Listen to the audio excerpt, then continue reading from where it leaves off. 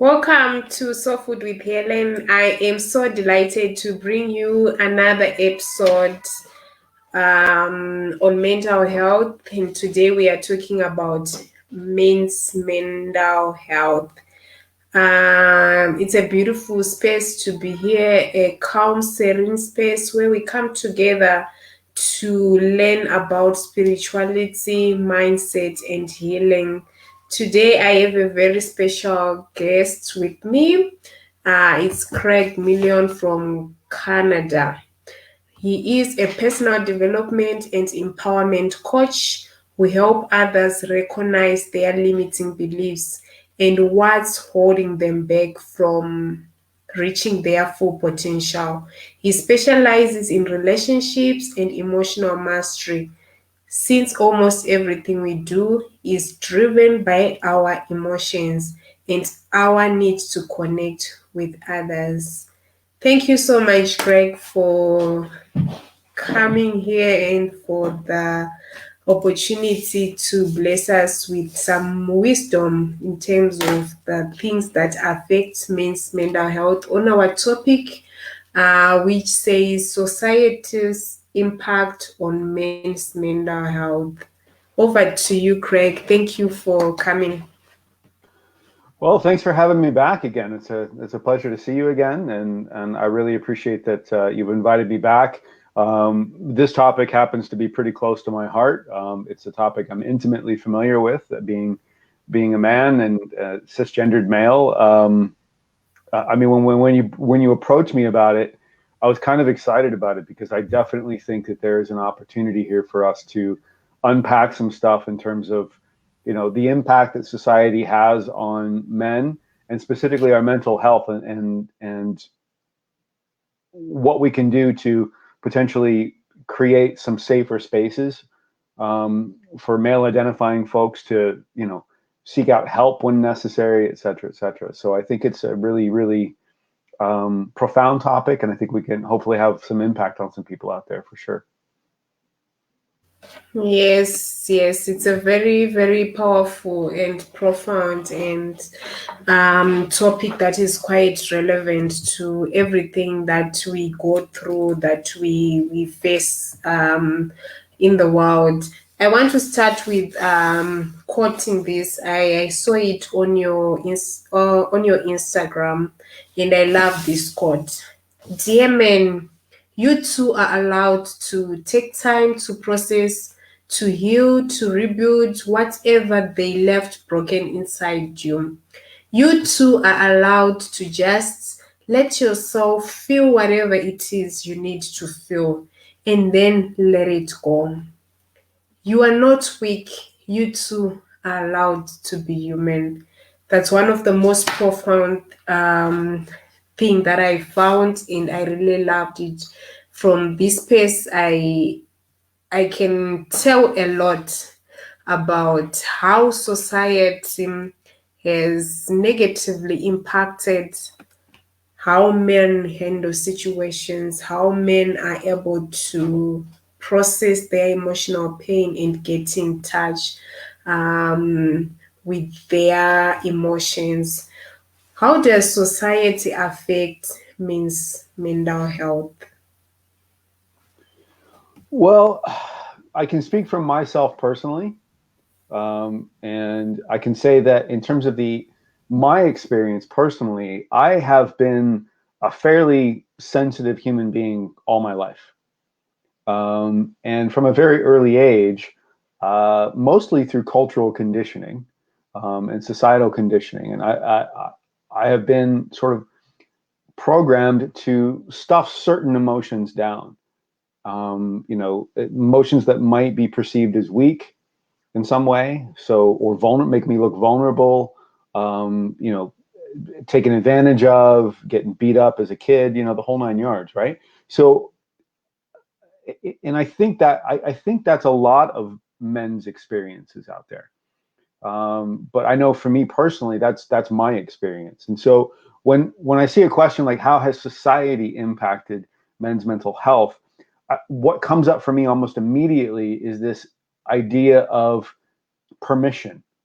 We're not able We're not given permission to be able to process certain emotions. Certain emotions we can process anger, we can process frustration, we can process, all sorts of different emotions. But when it comes to ones, like I said, that would lend us to look as if we're weak or vulnerable in some way, or could be taken advantage of, I don't think we're shown how or given the tools to process those emotions effectively. And so I think that's the impact that this programming, the societal and cultural programming has, because then we have to shove them down, right? And we all know that the emotions are going to come up one way or another. Like, it's going to happen, whether we want it to or not, it's going to happen. And oftentimes that comes out as anger, sadness or grief or whatever. It can come out as anger. It can come out as frustration. It can become very aggressive, very damaging and hurtful for us and those around us. So it definitely has that negative impact. Yeah, I mean, does that answer the question? Yes, it does. That's so powerful, and I like what you say, that they tend, like, as men, when they are not given the opportunity to process the pain, they will get to suppress the pain. And one of the things that I have found and realized on this journey of inner healing or emotional healing is, whatever is buried alive will not go away. It will sprout or come out in another form, which may actually be damaging. So I think maybe this relates to what we observe now in the society, like how most men try to numb the pain, maybe through drugs, maybe through women, or maybe through alcohol, or overworking, or anything that may try to divert their attention from facing whatever they going through. And we are seeing it a lot in our society, and it's something that is very worrying. And that's why I always refer to mental health as the new pandemic that we need to pay attention. I was reading about the statistics of the rate of suicide here in South Africa. I'm not really sure about in Canada. It is said 14 to 18 men die of suicide every day in South Africa. This is really shocking. I was really shocked, because when you start paying attention to these things, that's when you see the impact of the things that we overlook, the pressure that we give to men, the ignorance and the expectations that we hold without being compassionate. And it's something that is also close to my heart, like what you just mentioned at the beginning of our life. So I don't know, what are some of the struggles that are faced by men, which are related to mental health? Well, I think you touched on one of them. The suicide rate. I don't know what the suicide rate in Canada is right now, but I know for men, it's astonishingly high. And I think, leading into that question about what are the struggles, I think that is the struggle, is that we're not given the opportunity to be able to process our emotions in a healthy way in most cases. Now, when I say that, there is opportunity to do that. It's just that most men, in my experience anyway, and for most of my life too, I didn't have the tools to do that. And so, that suppression thing keeps coming up for me, right? Is that idea of just pushing it down. And then that's what leads to the behaviors like, addiction and suicide, is because we don't have any place to put it.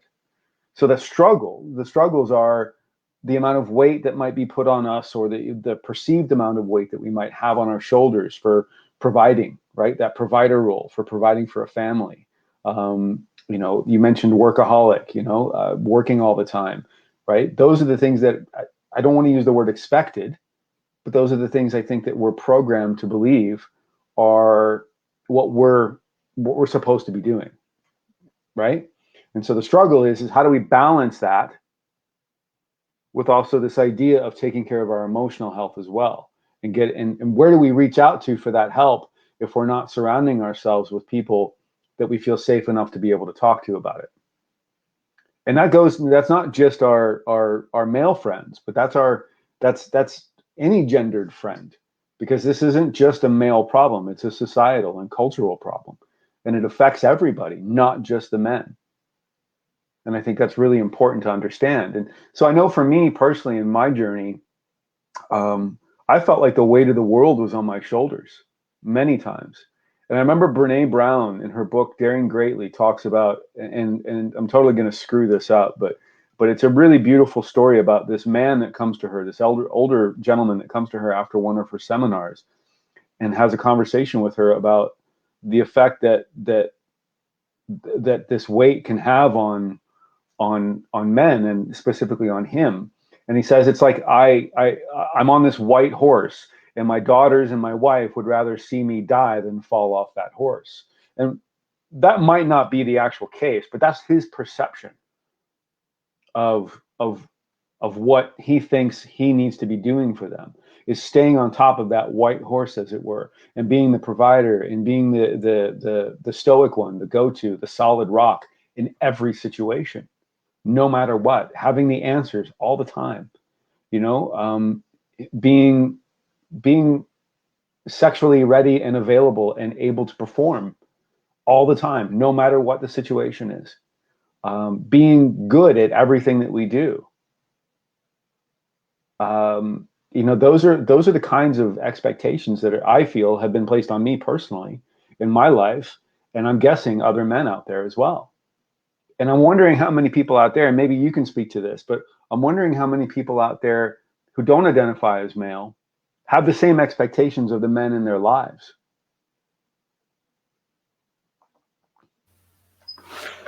Yeah, it's quite a relevant thing that we are talking about this, and I think this is the time that we need to intensify on these conversations. I loved this quote which said, recognizing and preventing men's health problems is not just a men's issue because of its impact on wives, mothers, daughters, and sisters. Men's mental health is truly a family issue. How true is this from your own perspective? It's incredibly true. I was in a very unhealthy place emotionally and mentally for most of my life. And it had a profound impact on the people around me. My daughters, my previous relationships, my current relationship. And it wasn't until I was able to start really taking a look at emotional health and emotional mastery and the dysregulation that I was experiencing with my emotions that I was really able to understand just how widespread that impact is. It has been for me in my life.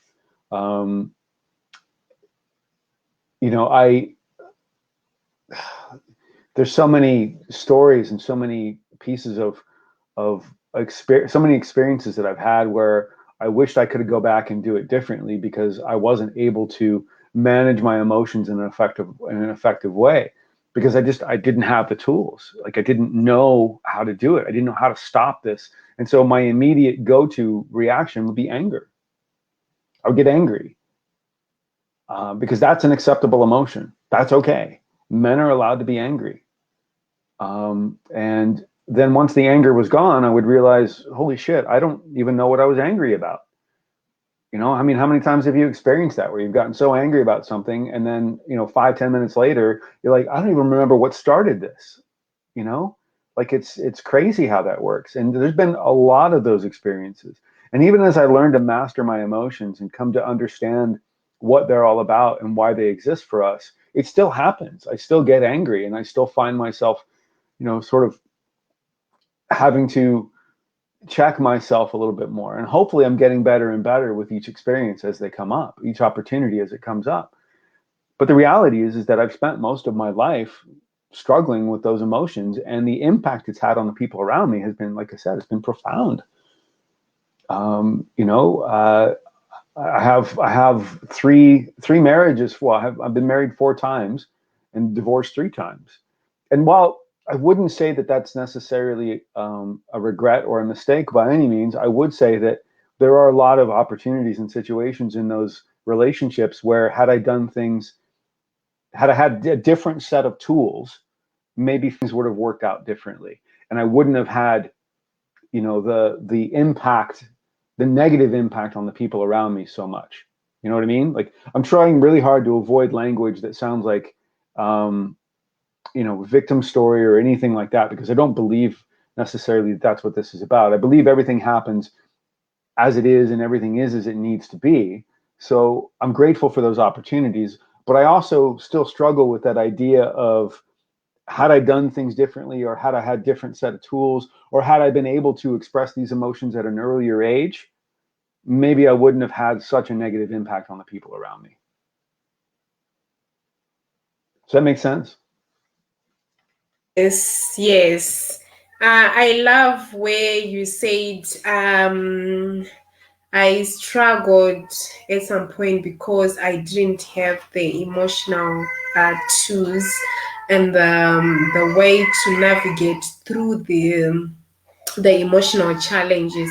And I really like relate with you, because I think our biggest struggle as humans is that we do not have the tools to manage or to navigate through our emotional challenges, because that's one of the most painful thing, that it's like we just grow up, we experience life, and you figure it out on your own. When you have made mistakes, when you have reached rock bottom, or your dark night of the soul, you know, it's like life teaches us in a very painful way.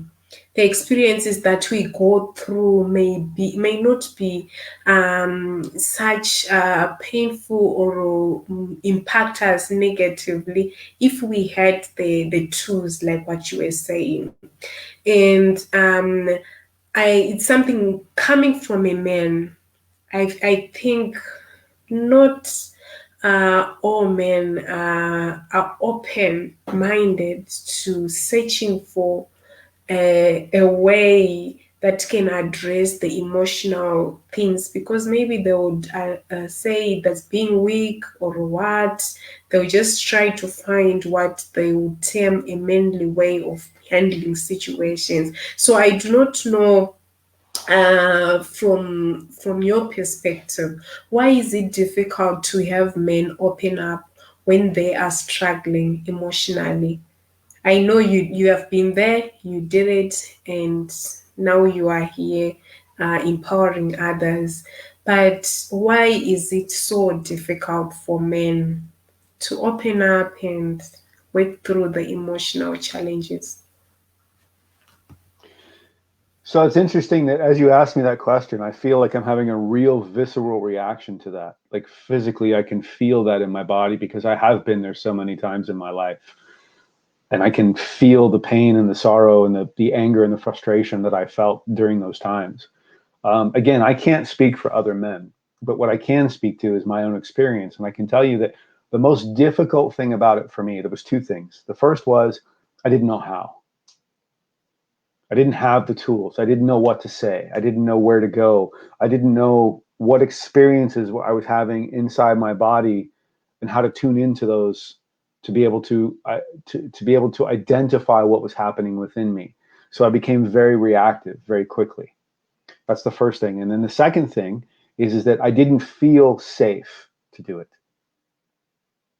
I didn't feel like it was okay to break down, or to cry, or to be vulnerable in any way, because I didn't feel like that. I felt like if I did that, then I would be taken advantage of, or I would be hurt even more than I was feeling already, or I would be beat up in some cases. So the answer to your question is for me anyway, is why didn't I? Is because I didn't know how, and I was scared to.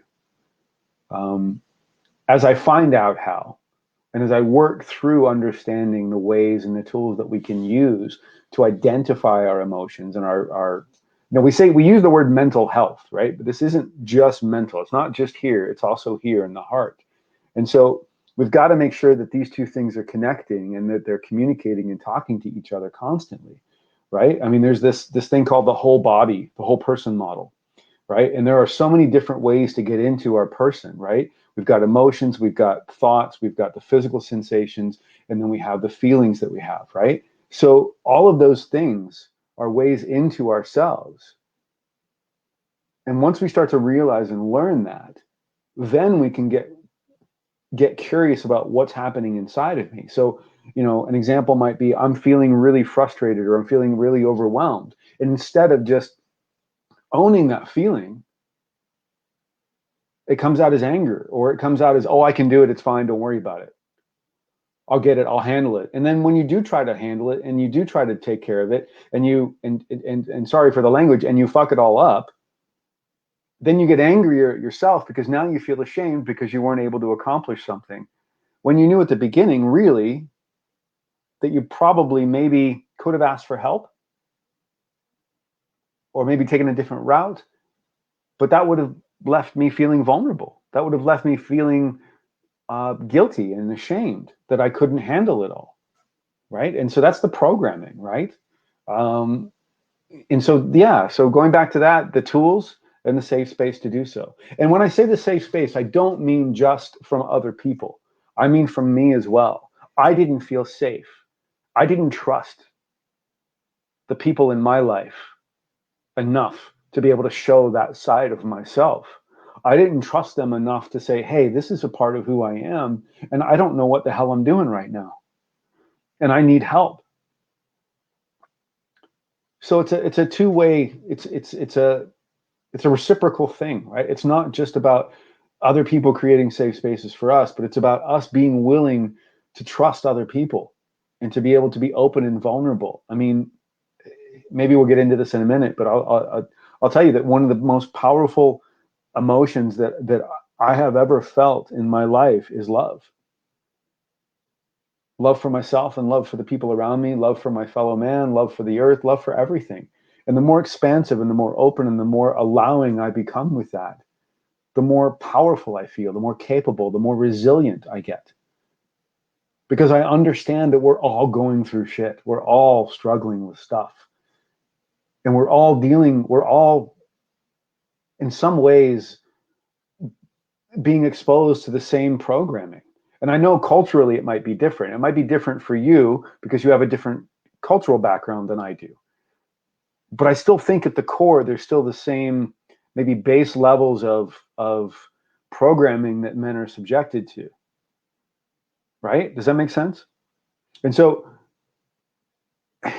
if we can start to work on expansiveness and opening that up and creating safe spaces within ourselves to be able to process our emotions and the feelings that are happening within us. I mean, even as I talk, I'm getting tight, right? Which is interesting, right? That's a physical sensation. I'm getting tight in my body because I'm scared to share this with people I don't know, people I've never talked to, people that I'll never see or never communicate with. And I'm being vulnerable and honest about it. And it's scary shit, right? But it's also, I feel, necessary. And it's the only way through it. And that's how we can work to create safe spaces. I don't expect that this is ever going to go away. Like, I don't expect that this is ever going to just be annihilated off the face of the earth and we're never going to have to deal with problems again. That's not the way of human nature. But what I can hope is that maybe with more understanding, patience, love, acceptance, and tools, we can all work to build a better, more connected community that's more loving and kind.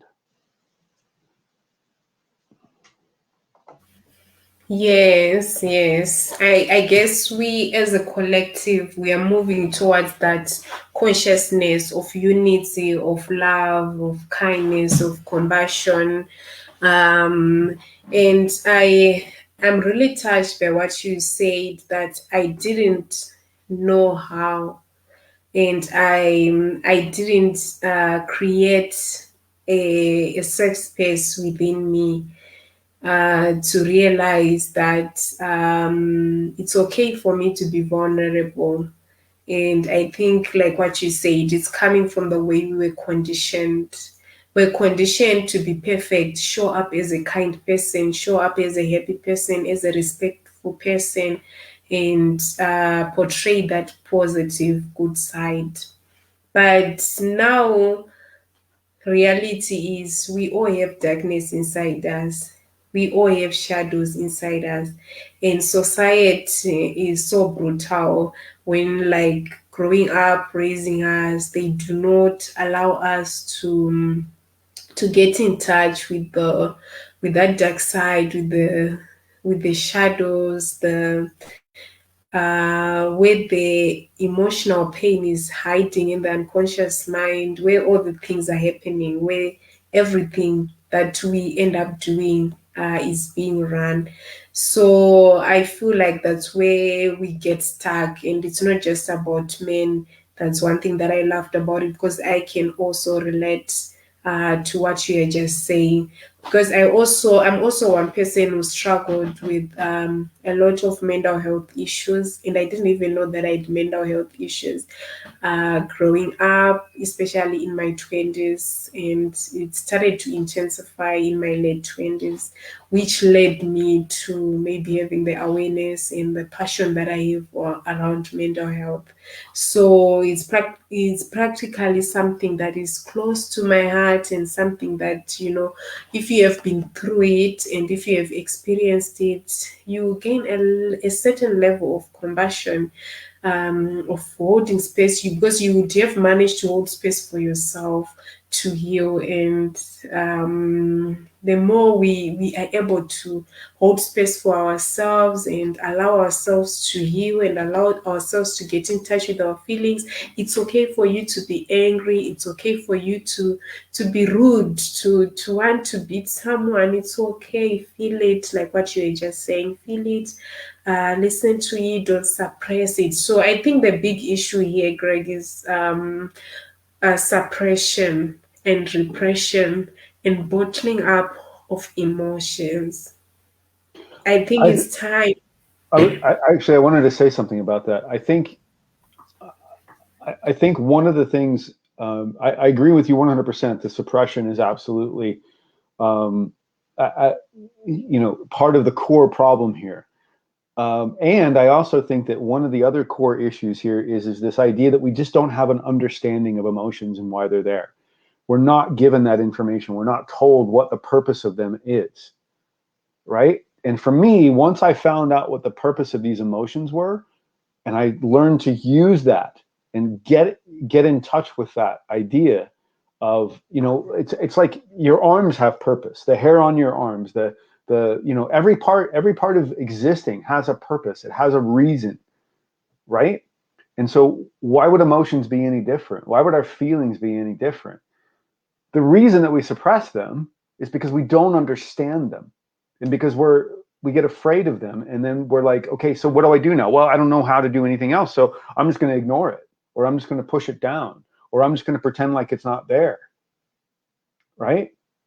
But what if we understood them?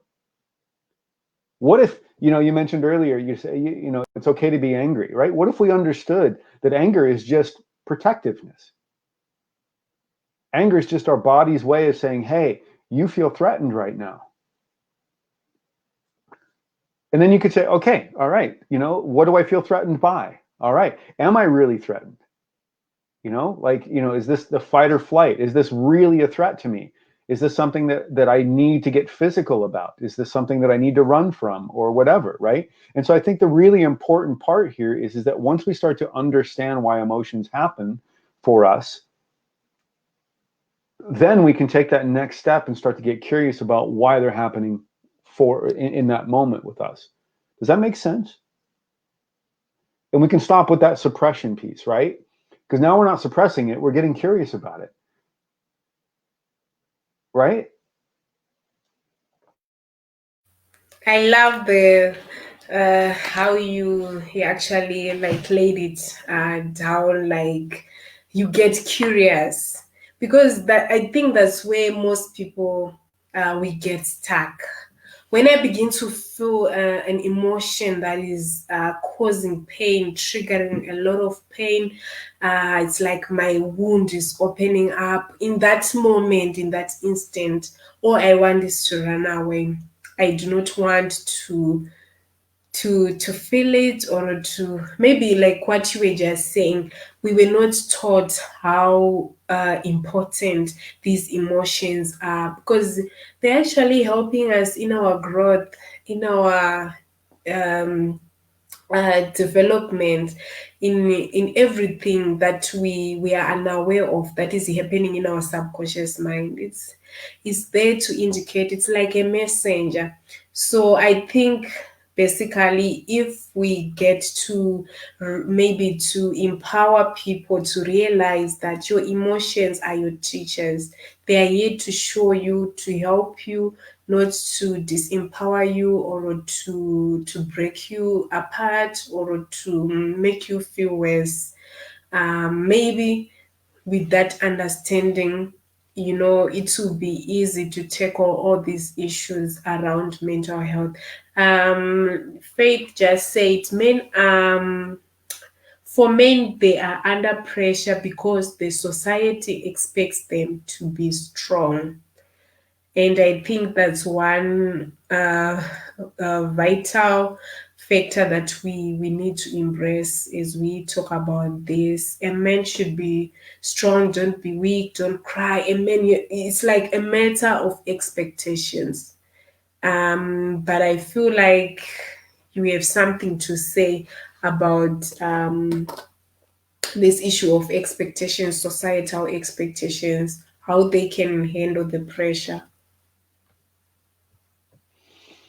So are you asking, or is the question then, how can men better handle the pressure of societal expectations? Yes. Okay. Well, I think for me, one of the things that was really, really impactful in terms of that idea, and it's interesting because I just had a conversation with somebody about expectations the other day, and it was a really interesting conversation. And I always used to say that expectations will almost always lead to disappointment. But yet there are certain areas in our lives where we do have expectations. We have expectations of our partners, insecure attachment. In that, if I'm in trouble and I call my partner, I expect that they're going to answer the phone and help me in that situation, right? So I get it that expectations are necessary. They can be a healthy thing. However, when those expectations become rigid, and when they become when they become rigid and inflexible, and we're not able to work around them, and the expectation is that a man is always supposed to be X or Y or Z, a man is always supposed to be strong in every single situation, that's when the damage really starts. Because I don't know about you, but I'm not strong in every single situation.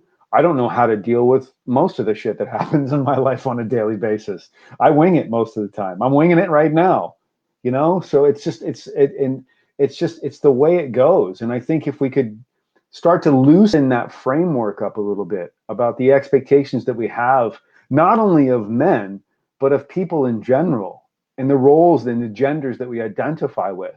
And we can just sort of kind of maybe make a little bit more room in there for men to be vulnerable and for it to be okay, right?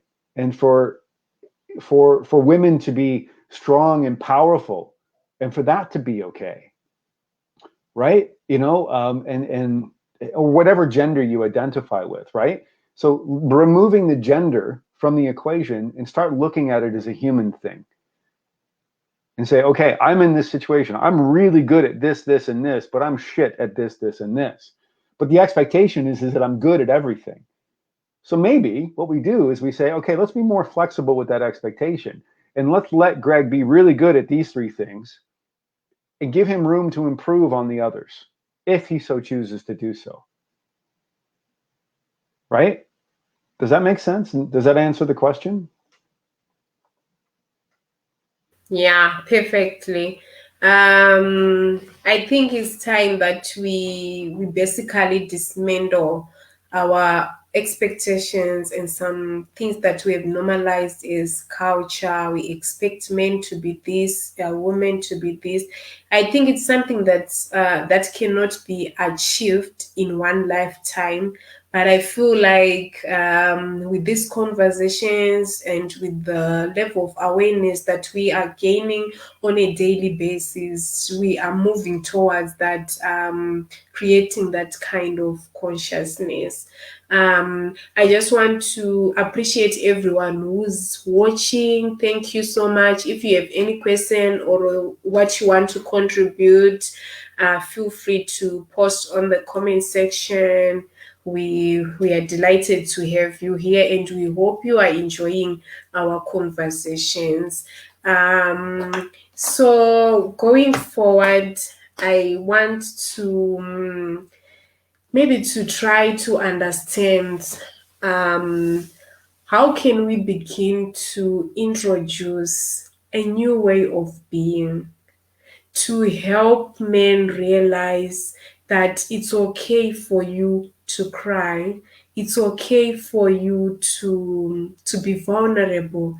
It's okay for you to go through whatever emotions that you are going through. It's something that you should embrace. Don't judge yourself. You are not weak, because that's how society perceive it, or what, because that's how society has been conditioned. But you as an individual, you have emotions, you have wounds, you need to embrace and heal the pain. How do we begin to normalize this kind of conversations, and allow men to be vulnerable? I'm gonna answer the question with a question, and I think because I think this is a really good opportunity. And it's actually Leanne Million in the comments. She brought this up.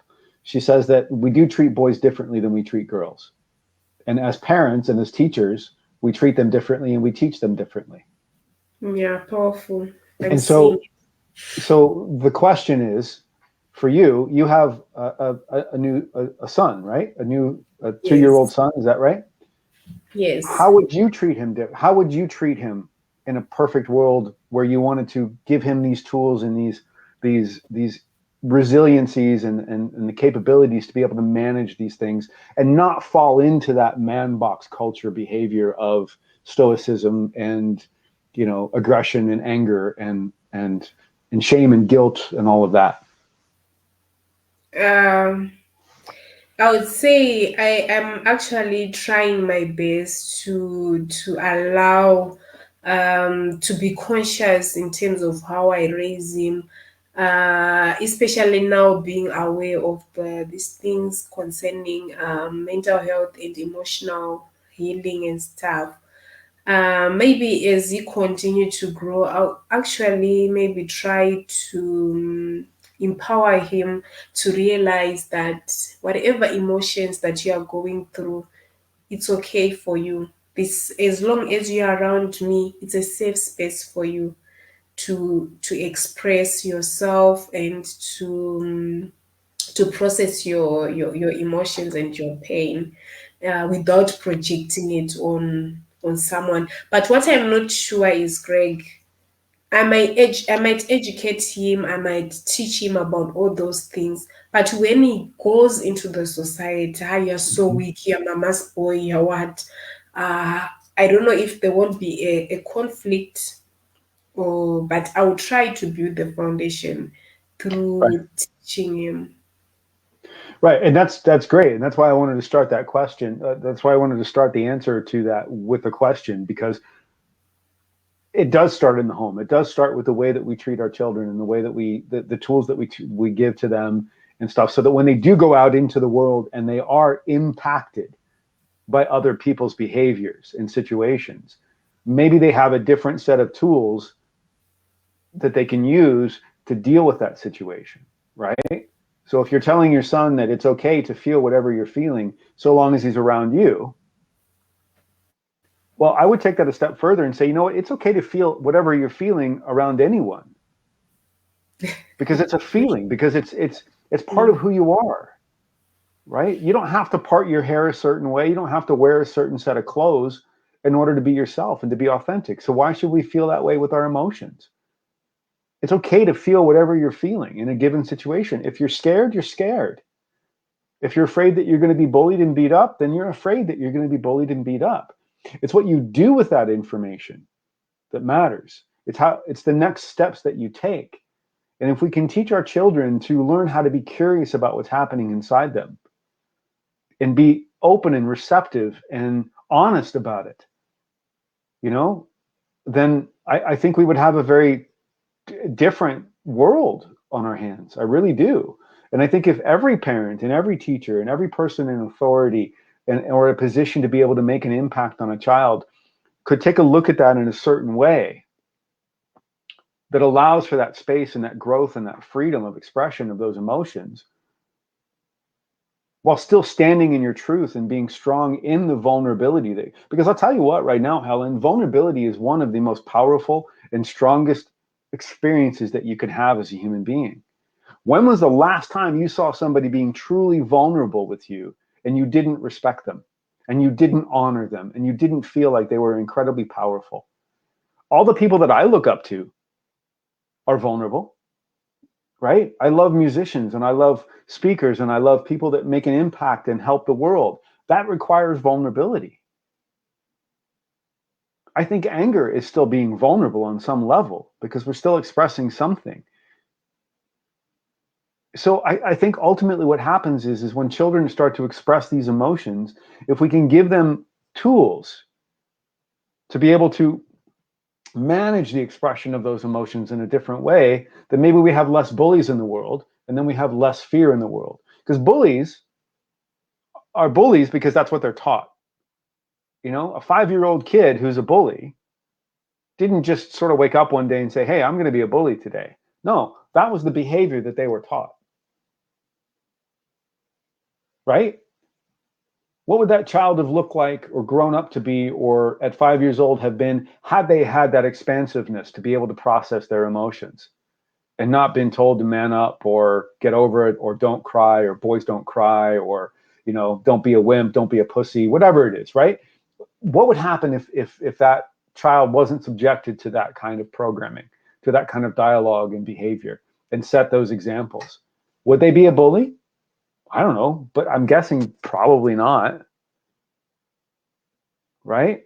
So I think that's where it starts. And I think that's ultimately the answer to your question is that we have to start it in the home and we have to start it by setting examples and we have to start it by giving our children permission to be able to experience their emotions fully and completely, but also giving them the tools to be able to manage them in an effective way, in a healthy way, and not necessarily in a positive way or even a comfortable way, but in a way that empowers them.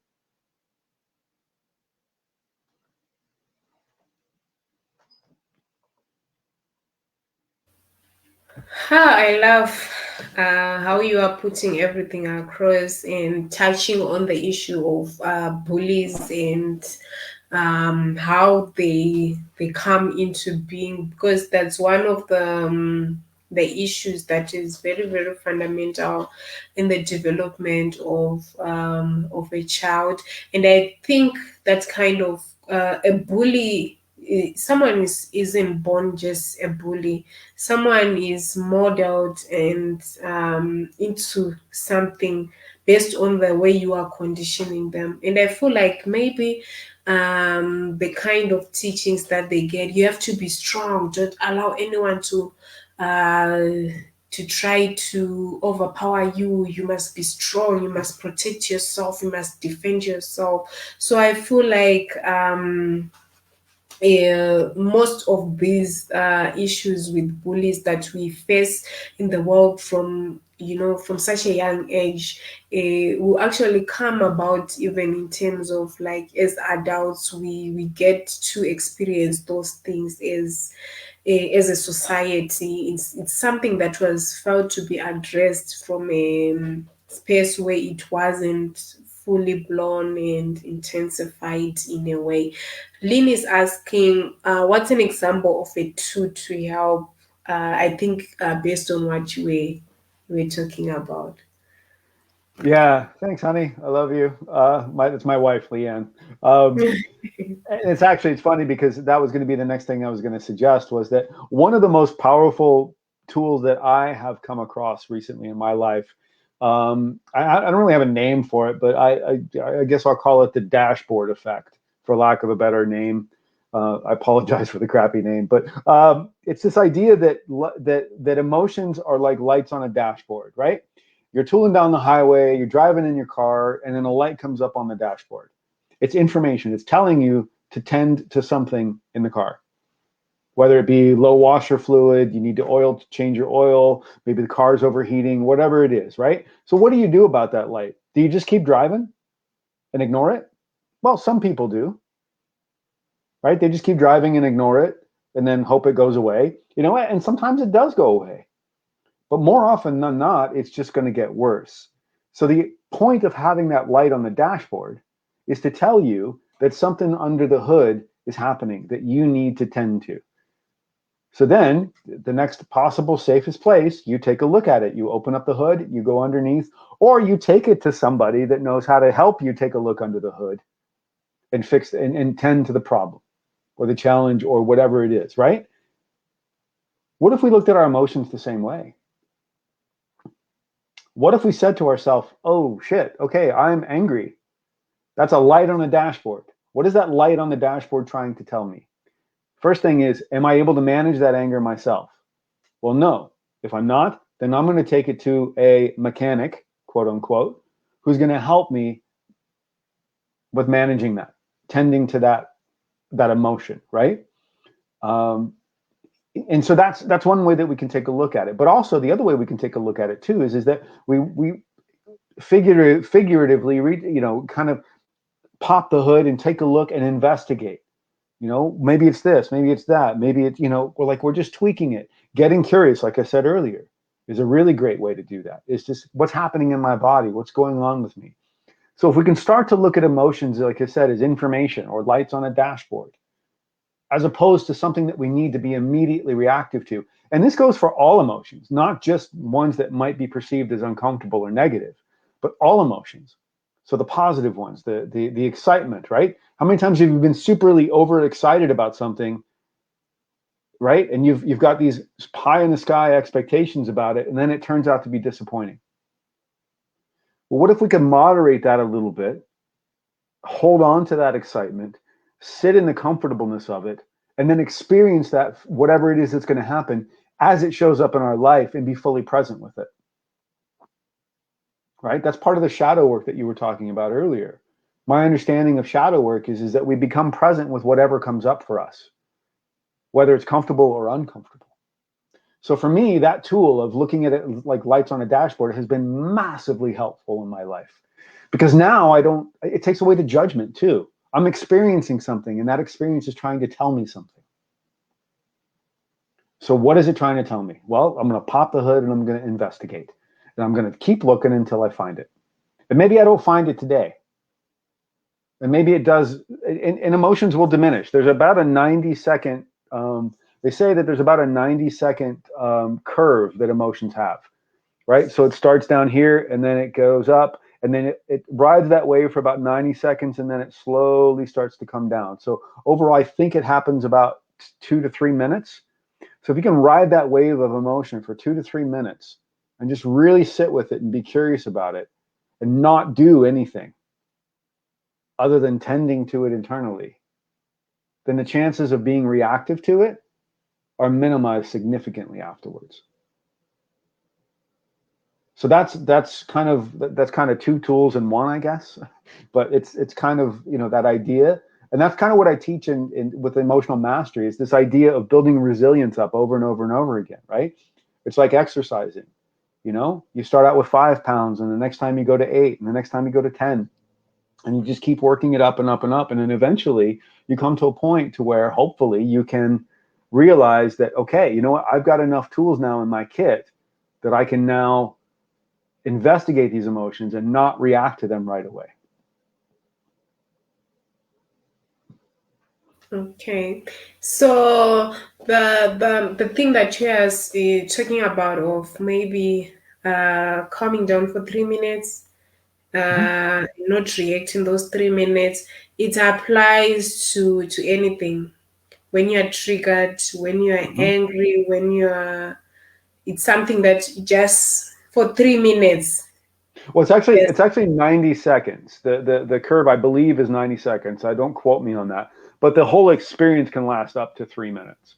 But typically you're at the top of that wave, the highest sort of most emotional impact that it can have on you for about 90 seconds.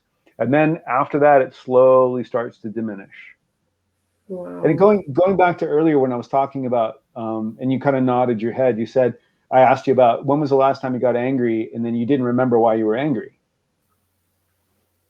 That's the reason, is because you're really only at the top of that bell, as it were, for about that 90 seconds. And then your body, the brain, literally the blood rushes out of your brain and into your body. And that's why you can't think or process.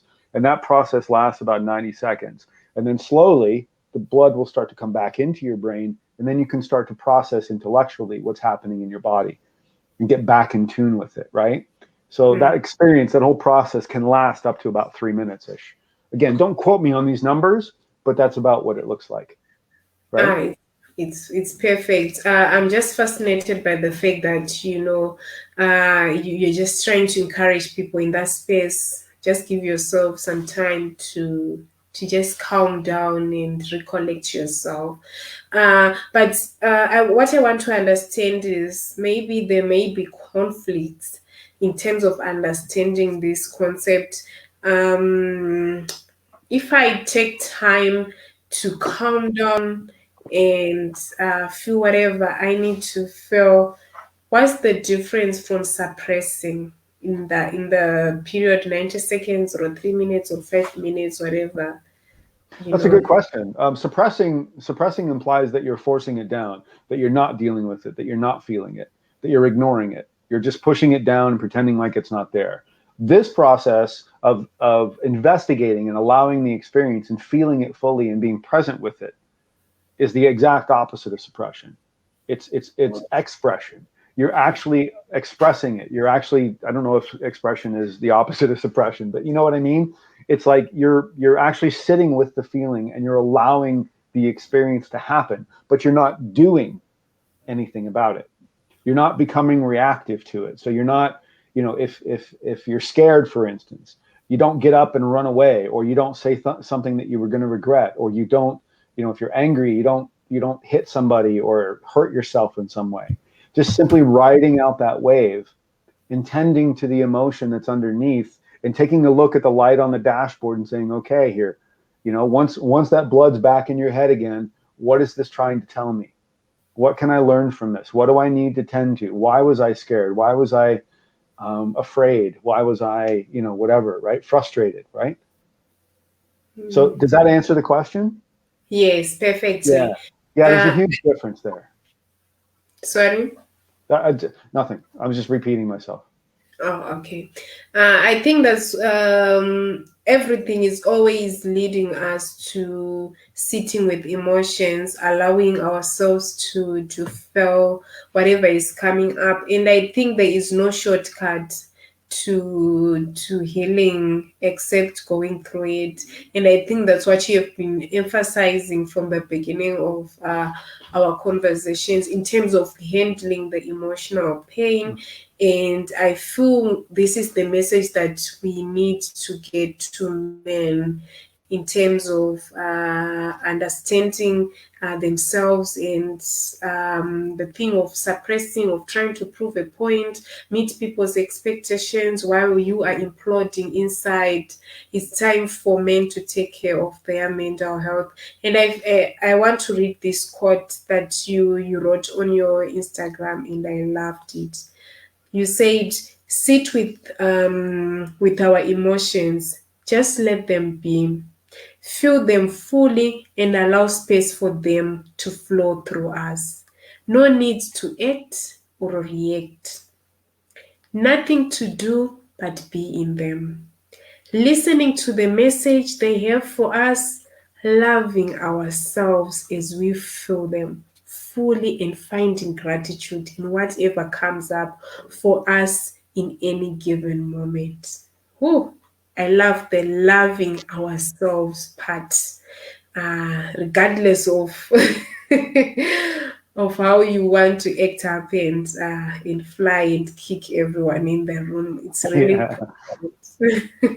It's really profound. So I don't know if you have anything else that you want to leave our audience with. Well, I just wanted to say one more thing that I think is really important in terms of specifically with men's mental health. And that is the understanding that, there's a guy out there, his name is Tony Porter. I don't know if you've ever heard of him, but he talks about this idea of man box culture.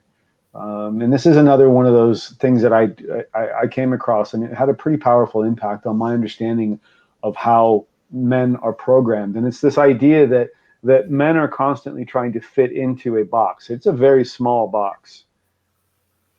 It's an incredibly small box. And we're trying to fit inside that box. And anytime we want to take a step outside of that box, we are shamed for taking a step outside of that box. And so therefore we want to go back into the box, right? Or we're made to feel embarrassed or guilty or, whatever, right? And so it's really important. I don't know, I'm a visual thinker. It's really important for me to understand that that's kind of what the programming is trying to do. And I think it extends not just with men, but I think it extends with everybody. Like, women and mothers, like there's a certain expectation placed on them, and there's a certain box that you're supposed to fit in. But this man box specifically can get ugly because it can get violent and it can get hurtful and damaging. And as you said, suicide rates are, astronomical for men, and there's a reason for that is because these expectations are impossible. They're just fucking impossible. Nobody can live with them. No man on the planet, no male identifying human being on the planet has got their shit together every day, all the time. It's impossible. And to expect that of the people in our lives and to expect that of ourselves is unrealistic and irresponsible, in my opinion. And so I think we really need to start working on not only the impact that we have as men on ourselves and other people, but what impact do you have on the men in your life? What are your expectations of them? And what can you do to help create a safe space for them to be able to start expressing their emotions? Because I promise you, if they are not doing it, it's not because they don't want to. They just don't know how, or they're scared shitless to try. Yeah. And that's been my experience for most of my life. So I guess the parting thought or whatever is what can we all do as a culture, as a society, to help the male identifying folks in our lives understand that it is okay to feel whatever they're feeling in any given moment, and that they don't have to be ashamed of it, they don't have to be embarrassed by it, and they don't have to feel guilty for it, and that they can just allow it to feel. So what can you do to help those men in your life understand that and feel safe to do it? Mm-hmm. Excuse me for a second. Okay, it's fine. I get really choked up about this because it's such a subject that's close to my heart, and I can feel it. I can feel that pain, that discomfort, and it's just there. And I feel so much for the men out there that are suffering and that don't know where to turn and don't know where to go, and the people in their lives that don't know how to help them and don't know how to love them because of it. So thank you for that space, Hellen. It's all right. Thank you for allowing yourself to be vulnerable, and I think you're also teaching our audience it's okay for you to be vulnerable, because you're talking to something about something that is so sensitive and something that is close to your heart, and it's okay for you to feel whatever way you're feeling, whether in front of people or what.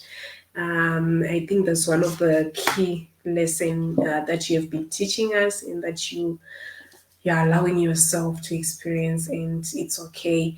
I really appreciate what you just mentioned about how so much pressure, so much expectation, so much pain. It's not easy being a man in this world because of that box that you are always expected to fit in. Whenever you try to check out,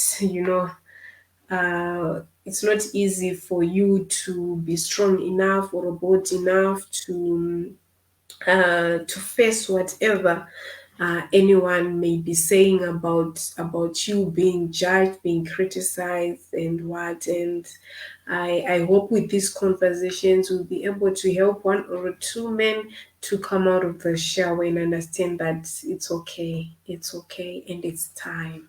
It's time to walk out of the shadow. Um, I really appreciate our audience for coming around, for being here with us. I'm seeing a long message here from Kyle. Let me read it aloud. One thing we can do is surround ourselves with people who don't have stereotyped expectations. I'm lucky to know Craig in real life and consider him one of the good people I choose to surround myself with. The Thank you. hardest the hardest part of life for most men is the workplace, where we don't get much choice as to who we associate with. Though in recent years I've been mostly lucky that too. Workplace bullying happens though, and it's really hard for people to deal with. I've never found the solution for that.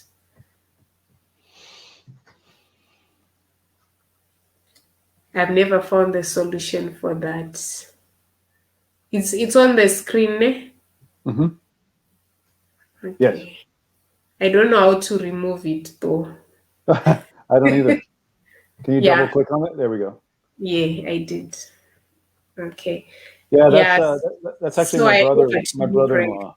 Yeah, so that's actually my brother-in-law. That's he's a wonderful man, and thank you, Kyle, for that.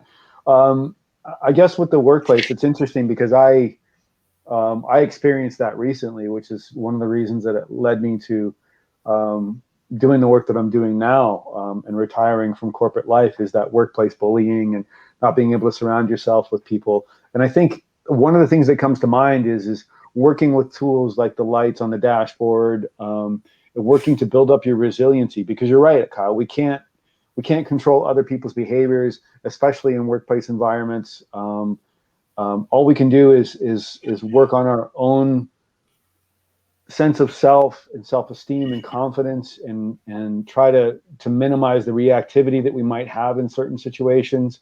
Um, using that lights on a dashboard. There's tons of other tools that you can use. I would encourage anybody to reach out to me directly. I'm just going to do a little bit of self-plug promotion here.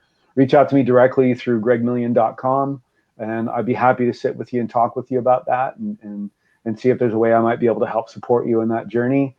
Kyle, I know you personally, and I'm happy to do that for you as well. So, I mean, it's one of those things where you're right. We can't control what other people do, and we can certainly put ourselves in environments as much as possible where we feel safe and supported.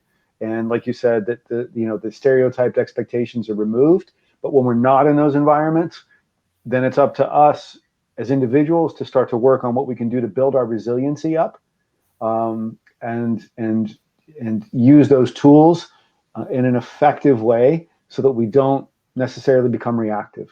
I don't know. I hope that speaks to that well enough, and I hope you find some help in that in some way. Yes, yes, perfectly said. And Faith is saying adult bullies are the worst. Most times they don't even know the damage they are causing to people around them, especially on social media, Yeah, cyberbullying, and all that things. We're witnessing it every day. yeah, it's tough. I mean, I mean, from my own personal experience, it's scary to put yourself out there, especially in the social media world. It is really scary to put yourself out there. Like, and maybe you've experienced this, but the criticisms and the bullying and just the harmful and hateful rhetoric that people spew out there behind a keyboard, right? There's no accountability. There's that anonymity really provides some people with a shield to be just true assholes. And it's really unfortunate. But at the same time, it's also kind of grateful because it's an opportunity to build up that resilience. It's an opportunity to say, okay, I'm saying and doing things that are making a real impact in the world. Because if they weren't making a real impact in the world, then nobody would be pissed off about them. I'd venture to guess, and in most cases, those people that are spewing that rhetoric are probably feeling some really uncomfortable stuff, and that's how they deal with it. Because guess what? That's probably what they've been given as the tools to deal with those uncomfortable emotions. Very true. Yeah. So maybe the last thing that I just want maybe you to answer, what do you think is the secret to finding inner peace and happiness in life? Oh, wow. That's deep, Helen. What are you doing to me? What's the secret to finding inner peace? Holy shit. I don't know. I don't know because I'm not there. I don't know. I haven't found that yet. How do we get there? How do we get there? That's when you find out, let me know, hey? Okay. I would say that the one thing that comes up for me, in as generic an answer as this is, and I'll apologize to all the people out there that might want something more deep or profound, but I don't got it. But it's love. Work on loving yourself. Work on accepting yourself in every experience that you have, in every way, however you need to show up in your authenticity. Wow. I want to throw out quotes from Buddha, but nothing's coming to mind. I don't know. I honestly don't know because I'm not there yet. I do know that I'm closer to loving myself and feeling inner peace today than I ever have been in my 52 years on this planet. It's a journey. It's like a practice, a lifetime practice. Absolutely. A lifetime journey. Oh, okay. I appreciate you, Craig. Thank you. Thank you, Helen. Audience, thank you so much for coming through. I appreciate you, Craig. I appreciate you, our lovely audience. Thank you for the wonderful talk. See you next time. Have a good night. Have a good day.